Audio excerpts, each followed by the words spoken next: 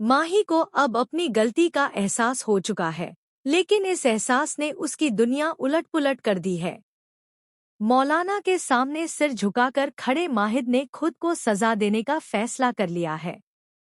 उसका मानना है कि उसने सिर्फ शहर को नहीं, बल्कि खुद अपनी आत्मा को भी चोट पहुंचाई है।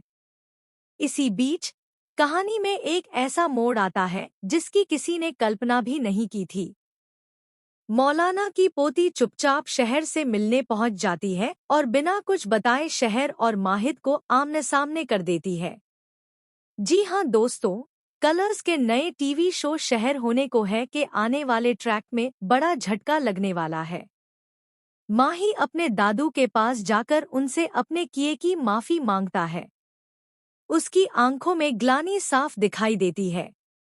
वह कहता है कि अगर सच में उसने किसी का दिल दुखाया है, तो वह खुद को सजा देने के लिए तैयार है। दादू उसे रोकते हैं, लेकिन माहिद के भीतर का तूफान अब काबू में नहीं है। दूसरी तरफ शहर की दुनिया भी उलझी हुई है।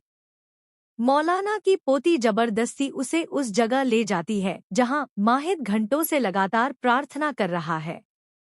माहिद की आंखें बंद है, पेशानी पर पसीना है और आवाज कांपती हुई, मानो वह खुद को मिटा देने की दुआ मांग रहा हो। जब मौलाना की पोती अचानक शहर को आगे धकेल देती है, तो माहिद की आंखें खुलती हैं और सामने शहर को देखकर वह एकदम स्तब्ध रह जाता है। शहर भी घबराकर पीछे हटती है, क्योंकि वह इस मुलाकात के लिए बिल्कुल तैयार नहीं थी। हवा में एक भारी खामोशी छा जाती है, जिसके बीच दोनों की सांसें तक सुनाई दे रही होती हैं। लेकिन असली झटका अभी बाकी था।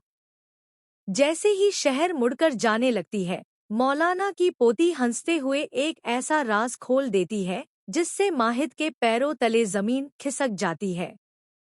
वह बताती है कि शहर सच जानने आई थी, वह सच जो सिर्फ दादू और मौलाना की पोती जानती थे।